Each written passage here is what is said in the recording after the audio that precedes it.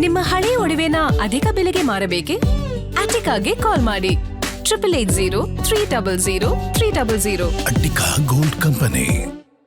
ರಾಜ್ಯಾದ್ಯಂತ ಒಂದು ರೀತಿ ಮೋಡ ಮುಸುಕಿದ ವಾತಾವರಣ ಇದೆ. ಆದರೆ ವಾಡಿಕೆಯಂತೆ ಬರಬೇಕಾಗಿದ್ದಂತಹ ಮಳೆ ಬರ್ತಾ ಇಲ್ಲ. ನಾವು ಬರವನ್ನ ಎದುರಿಸುವಂತಹ ಗಂಭೀರ ಪರಿಸ್ಥಿತಿಗೆ ಹೋಗ್ತೀವಾ ಅನ್ನುವಂತಹ ಒಂದು ಆತಂಕ ರಾಜ್ಯದ ಜನರನ್ನ ಕಾಡ್ತಾ ಇದೆ.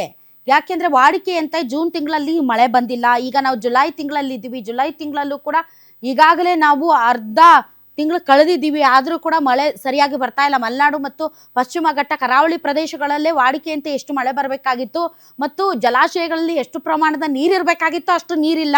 ಕಾವೇರಿ ಕೊಳ್ಳದಲ್ಲಂತೂ ನೀರೇ ಇಲ್ಲ, ನೀರು ಬರ್ತಾ ಇಲ್ಲ. ಹಂಗೆ ನೋಡಿದ್ರೆ ಇನ್ಫ್ಲೋ ಒಳ ಹರಿವು ಕಂಪ್ಲೀಟ್ ಶೂನ್ಯ ಅಂತ ಹೇಳ್ಬೋದು. ಅಷ್ಟರ ಮಟ್ಟಿಗೆ ಡ್ಯಾಮ್ಗಳೆಲ್ಲ ಖಾಲಿ ಹೊಡಿತಾ ಇದ್ದಾವೆ. ರೈತರು ಬೇರೆ ಬಿತ್ತನೆಗೆ ರೆಡಿಯಾಗಿದ್ದಾರೆ. ಬೆಳೆ ಬೆಳೆಯೋದಕ್ಕೆ ಬೇಕಾದಂಥ ಸಿದ್ಧತೆ ಮಾಡ್ಕೊಳ್ತಾ ಇದ್ದಾರೆ.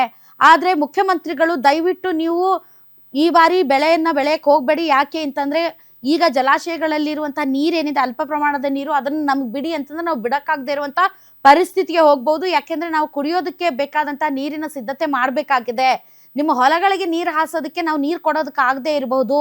ಸೊ ಹೀಗಾಗಿ ನೀವು ಕಷ್ಟಪಟ್ಟು ಬಿತ್ತನೆ ಮಾಡಿ ದುಡ್ಡು ಖರ್ಚು ಮಾಡಿ ನಾಳೆ ನಿಮ್ಮ ಬೆಳೆಗಳಿಗೆ ನೀರು ಇಲ್ಲದೆ ಬೆಳೆಗಳು ಒಣಗೋಗುವಂಥ ಪರಿಸ್ಥಿತಿ ನಿರ್ಮಾಣ ಆಗ್ಬೋದು. ಯಾಕಂದರೆ ರಾಜ್ಯಕ್ಕೆ ಬರದ ಛಾಯೆ ಇದೆ ಅಂತ ಮುಖ್ಯಮಂತ್ರಿಗಳು ಹೇಳಿದ್ರು. ಅದೀಗ ಪಾಲಿಟಿಕ್ಸ್ ಆಗಿ ಕೂತಿದೆ. ಬಟ್ ಆದರೂ ಕೂಡ ರಾಜ್ಯಕ್ಕೆ ಕಂಡು ಕೇಳರಿಯದ ಬರ ಬರುತ್ತಾ ಅನ್ನುವಂಥ ಭಯ ಶುರುವಾಗಿದೆ.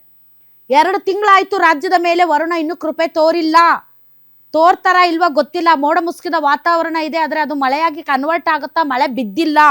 ರಾಜ್ಯಕ್ಕೆ ಭೀಕರ ಬರದ ಎಚ್ಚರಿಕೆಯನ್ನು ಎದುರಿಸೋದಕ್ಕೆ ಈಗ ಸರ್ಕಾರ ಸಜ್ಜಾಗಿದೆಯಾ? Question mark. ಯಾಕೆಂದ್ರೆ ಇರೋದೊಂದು 13 ಜನ ಮಿನಿಸ್ಟರ್ಸು. ಎಲ್ಲ ಜಿಲ್ಲೆಗಂತೂ ಅವ್ರು ಹೋಗೋಕ್ಕಾಗೋದಿಲ್ಲ. ಕೆಲವೊಂದು ಕಡೆ ಬರದ ಛಾಯೆ, ಇನ್ನೊಂದು ಕಡೆ ಕುಡಿಯೋ ನೀರಿಗೂ ಕೂಡ ಹಾಹಾಕಾರ. ಇಂತಹ ಸಂದರ್ಭದಲ್ಲಿ ಸರ್ಕಾರ ಮತ್ತು ಚೀಫ್ ಮಿನಿಸ್ಟರ್ ಎಲ್ಲರನ್ನ ಸಿದ್ಧತೆ ಮಾಡ್ತಾ ಇದ್ದಾರಂತೆ ನೀವು ಜಿಲ್ಲೆಗಳಿಗೆ ಹೋಗಿ ಅಂತ. ಬಟ್ ಡೆಫಿನೆಟ್ಲಿ ಪರಿಸ್ಥಿತಿ ಬಹಳಷ್ಟು ಗಂಭೀರ ಆಗಿದೆ.